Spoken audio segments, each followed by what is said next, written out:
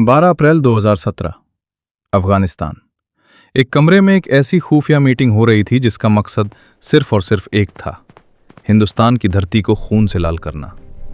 इस कमरे में पाकिस्तान की आईएसआई, टीटीपी, तहरीक तालिबान पाकिस्तान और आईएसआईएस की टॉप लीडरशिप एक साथ बैठी थी। कमरे के बीचों बीच बैठा था मौलवी हबीबुर रहमान, टीटीपी का पूर्व कमांडर, जो हाल ही में आईएसआईएस में शामिल हुआ था। यह आदमी पाकिस्तान आर्मी का खास मोहरा था और सीआईए की मोस्ट वांटेड लिस्ट में टॉप पर था।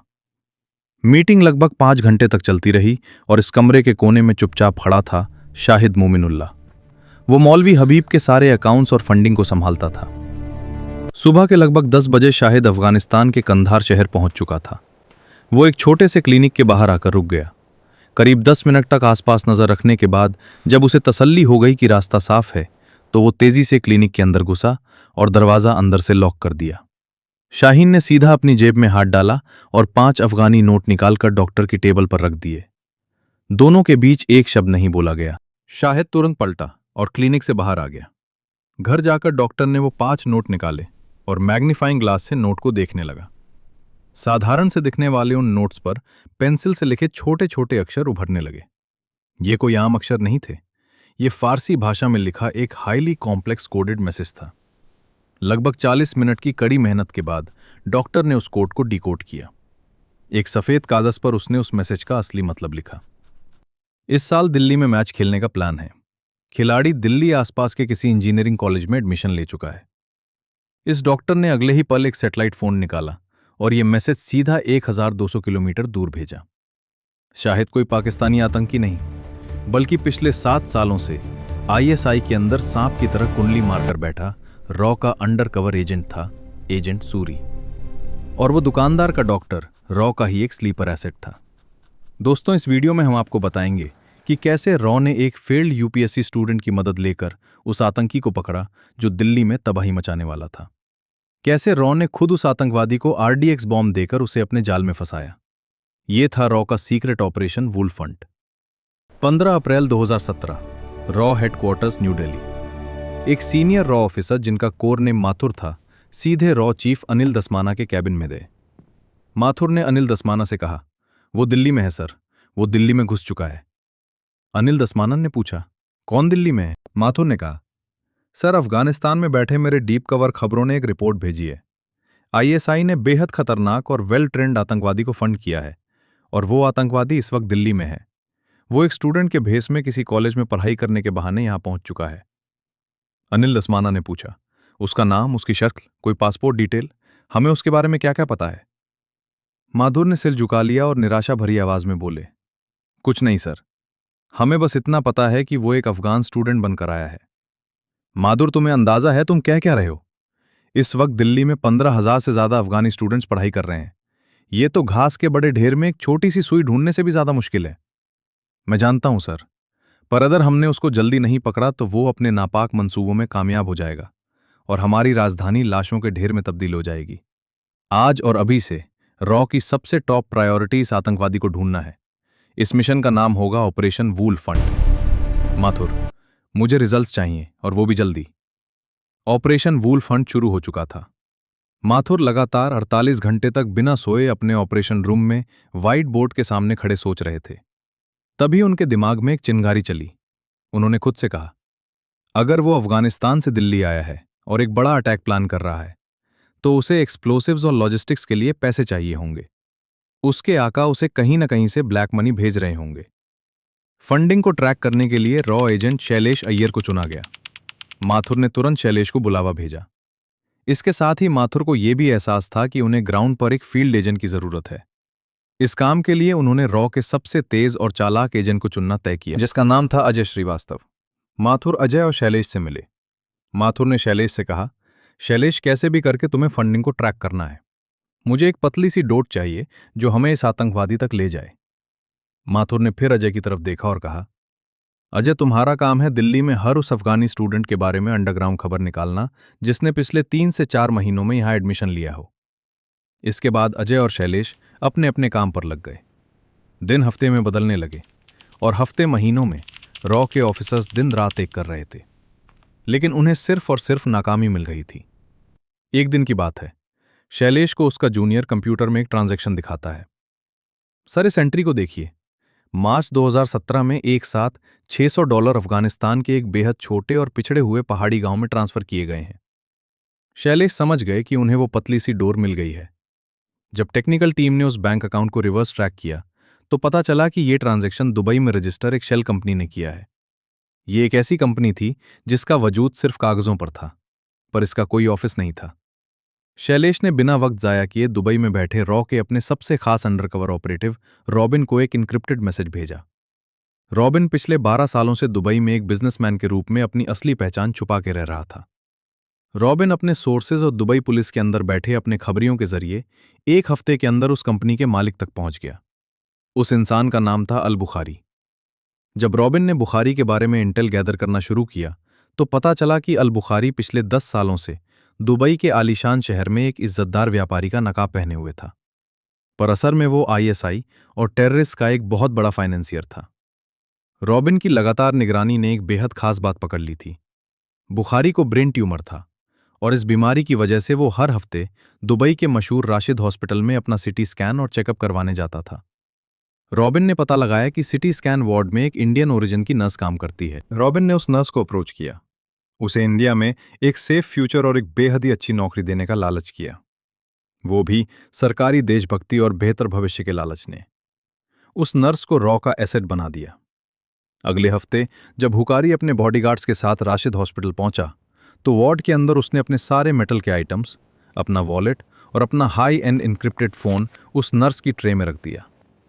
बुखारी सिटी स्कैन मशीन के अंदर लेट गया और जैसे ही मशीन की आवाज़ चालू हुई उस नर्स ने सफाई से बुखारी का फ़ोन गायब कर दिया और एक डमी फ़ोन वहां पर रखा और पिछले दरवाजे से हॉस्पिटल से निकल गई। वो सीधे दुबई में मौजूद रॉ के एक सेफ हाउस पहुंची जहां रॉबिन उसका इंतजार कर रहा था। अगले 24 घंटे के अंदर वो फ़ोन रॉ हेडक्वार्टर्स दिल्ली में शैलेश के टेबल तक पहुंच गया। ये फ़ोन किसी सोने की खान से कम नहीं था उस समय। रॉ की टेक टीम ने उस एन्क्रिप्टेड फ़ोन को अनलॉक किया। शैलेश और उनकी टीम ने हर एक टेक्स्ट मैसेज, हर एक कॉल लॉग और एन्क्रिप्टेड व्हाट्सएप चैट को छान मारा। इन चैट से एक बात बिल्कुल साफ हो गई थी। वो अफगानी आतंकवादी नोएडा के एक मशहूर इंजीनियरिंग कॉलेज में एक टेक्निकल कोर्स में एडमिशन ले चुका था, लेकिन किस्मत यहां भी रॉ के साथ लुका छुपी खेल रही थी। इन सारे चैट्स में उस आतंकवादी का असली नाम कहीं भी जिक्र नहीं किया गया था। उसे सिर्फ कोर्ट्स में बुलाया जा रहा था। लेकिन शैलेश ने हार नहीं मानी। उन्होंने उस फोन में मिले उन सभी नंबर्स को जिन पर बुखारी बात करता था लगातार सर्विलेंस और इंटरसेप्शन पे लगा दिया। 15 सितंबर 2017 आधी रात को शैलेश के जूनियर ने उसे कॉल किया। सर, जल्दी हेडक्वार्टर्स आइए, हमें जैकपॉट मिला है। शैलेश ने अपनी गाड़ी सड़कों पर उड़ा दी और 15 मिनट में हेडक्वार्टर्स पहुंच गए। जूनियर ने एक ऑडियो फाइल प्ले की। ये एक इंटरसेप्टेड फोन कॉल थी। एक नंबर उस अफगानिस्तान के छोटे से पहाड़ी गांव का था जहां $600 भेजे गए थे और दूसरा नंबर उस नोएडा के कॉलेज के आसपास के सेल टावर पर पिंग कर रहा था। ऑडियो शुरू हुई। मेले की सारी तैयारी हो गई है क्या? सामान मिल गया? आप निश्चित रहिए, इस बार मेले में देखना बहुत ज्यादा भीड़ होगी और मैं वादा करता हूं इस बार काफी लोगों की टिकट कटेगी। बस सामान आते ही काम तमाम। शैलेश ने ऑडियो सुनते ही कहा, यही है वो, track the exact location of this phone. अगले 15 मिनट में रॉ ने उस फोन नंबर की सारी हिस्ट्री और डेटा निकाल दिया। आतंकवादी का नाम था उजैर काफी। अब रॉ के पास उसकी फोटो, उसकी बैंक डिटेल्स और उसके इंजीनियरिंग कॉलेज के कोर्स की डिटेल्स सब कुछ थी। माथुर और शैलेश ने यह सारी इंटेलिजेंस रॉ चीफ दसमाना को दी। दसमाना ने रिपोर्ट पढ़कर कहा, हम इसे डायरेक्ट तो नहीं उठा सकते। अगर हमने इसे किडनैप कर लिया तो इंटरनेशनल ह्यूमन राइट्स वाले बवाल खड़ा कर देंगे कि हमने एक मासूम अफगानी स्टूडेंट को गायब कर दिया। हमारे पास कोई फिजिकल एविडेंस नहीं है उसके इरादों का। इसके बाद माथुर और शैलेश ने एक बेहद रिस्की प्लान बनाया। प्लान ये था कि एक ऐसे भरोसेमंद लड़के को ढूंढा जाए जो बिल्कुल एक आम बच्चे की तरह दिखे और जो दोस्ती के बहाने उजैर के दिल में जगह बनाए। शैलेश ने यूपीएससी एस्पिरेंट्स का डेटाबेस खंगाला, क्योंकि जो लोग देश की सबसे बड़ी सिविल सर्विस का सपना देखते हैं उनमें देश के लिए कुछ कर गुजरने का जुनून जरूर होता है। उन्होंने ऐसे लड़कों की लिस्ट बनाई जो हाल ही में यूपीएससी इंटरव्यू तक पहुंचे थे लेकिन फाइनल सिलेक्शन में फेल हो गए थे। आईबी और रॉ के एजेंट्स ने सरकारी नौकरी का बहाना बनाकर करीब 100 से ज्यादा लड़कों का सीक्रेट मॉक इंटरव्यू लिया। इन सब में शैलेश की निगाह एक 23 साल के लड़के पर टक गई। उसका नाम था सोहेल खान। सोहेल दिल्ली के चांदनी चौक इलाके का पढ़ा लिखा सुलझा हुआ लड़का था। जब शैलेश ने सोहेल को अकेले में बुलाया और उसके सामने अपना असली रॉ आइडेंटिटी कार्ड रखा तो सोहेल हैरान रह गया।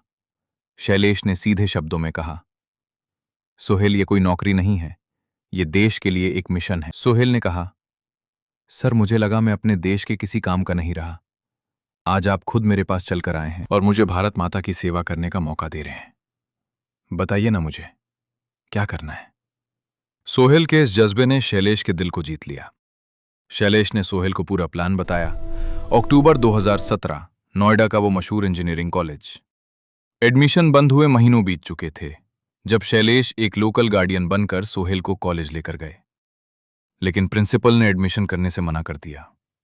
शैलेश फिर कहते हैं, प्रिंसिपल साहब, मुझे पता है कि पिछले साल आपके कॉलेज के हॉस्टल से एक बहुत बड़ा ड्रग रैकेट पकड़ा गया था और वो पुलिस फाइल आज भी दबी हुई है।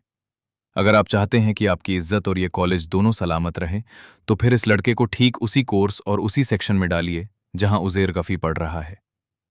ये सुनते ही प्रिंसिपल का चेहरा सफेद पड़ गया।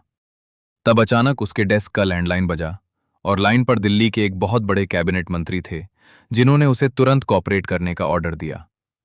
प्रिंसिपल की बोलती बंद हो चुकी थी। अगले दिन सोहेल खान उस कॉलेज का ऑफिशियल स्टूडेंट बन चुका था। सोहेल का काम था उज़ैर से दोस्ती बढ़ाना।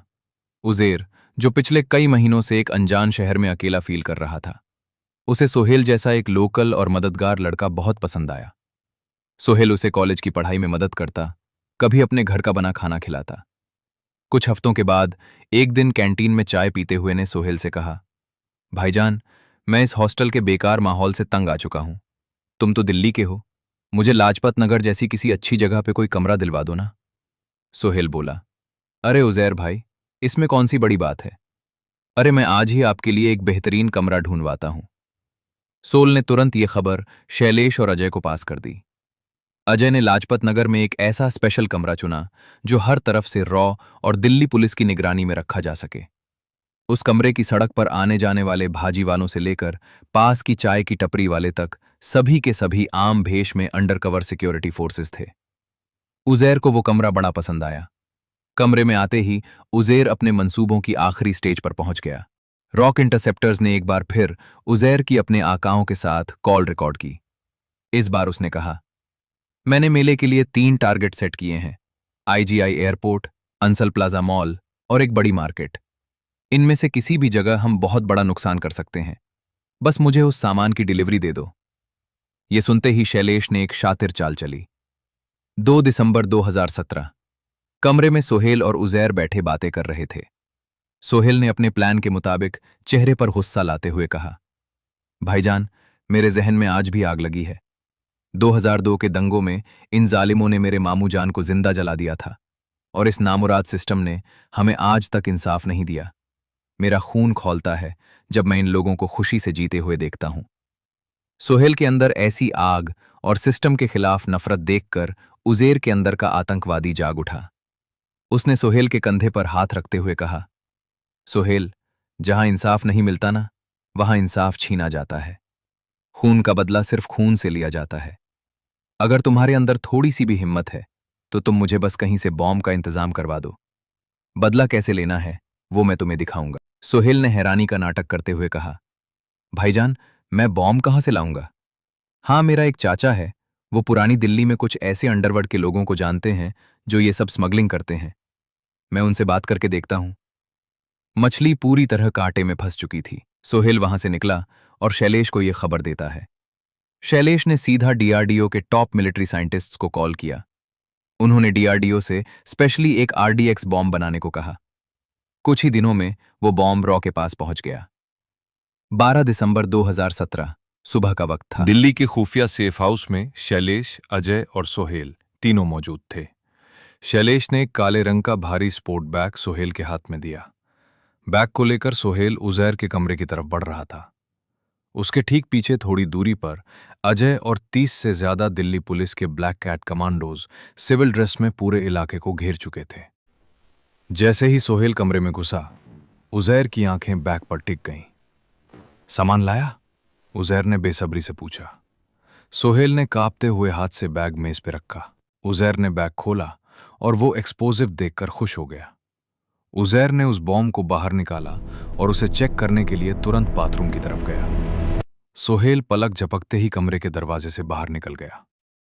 सोहेल के बाहर आते ही अजय ने इशारा किया और कमांडोज ने कमरे में धावा बोल दिया। लेकिन उजैर एक ट्रेन्ड आतंकवादी था। उसने बाथरूम की खिड़की से कमांडोज को देख लिया था। जैसे ही कमांडोज दरवाजे से घुसे, बाथरूम की छोटी सी खिड़की का शीशा तोड़कर उस बैग के साथ कूद गया। और अजय जो दरवाजे पर थे, उन्होंने चिल्लाकर कहा, अरे वो भाग गया, उसे पीछे से पकड़ो। लाजपत नगर की वो भूल भुलैया जैसी गलियां, उजैर दीवारों को फांदता हुआ, लोगों को धक्का देता हुआ आगे बढ़ रहा था। उजैर एक अंडर कंस्ट्रक्शन घर में घुस गया। अजय और उसके कमांडोज ने उस घर को चारों तरफ से घेर लिया। जैसे ही वो अंदर घुसे, उन्होंने देखा कि उजैर का अंगूठा उस डेटोनेटर के बटन पे था। देखो, आगे मत बढ़ना, वरना सब राख हो जाएगा, बता रहा हूं। उजैर गुस्से और खौफ से चिल्ला रहा था। उजैर को लगा अब कोई चारा नहीं बचा है। उसने आंख बंद करके बटन दबा दिया, पर कुछ नहीं फटा, कोई धमाका नहीं हुआ। उजैर ने हैरान होकर बॉम्ब को देखा और अजय ने उजैर को जोर का मुक्का मारा। धमाका सुनना था ना तुझे? ये ले।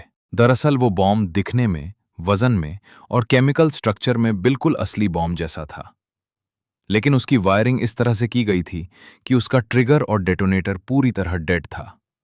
वो एक डमी आरडीएक्स था। उजैर को वहीं पर अरेस्ट कर लिया गया। ऑपरेशन वफंड खत्म हो चुका था, सफल हो चुका था।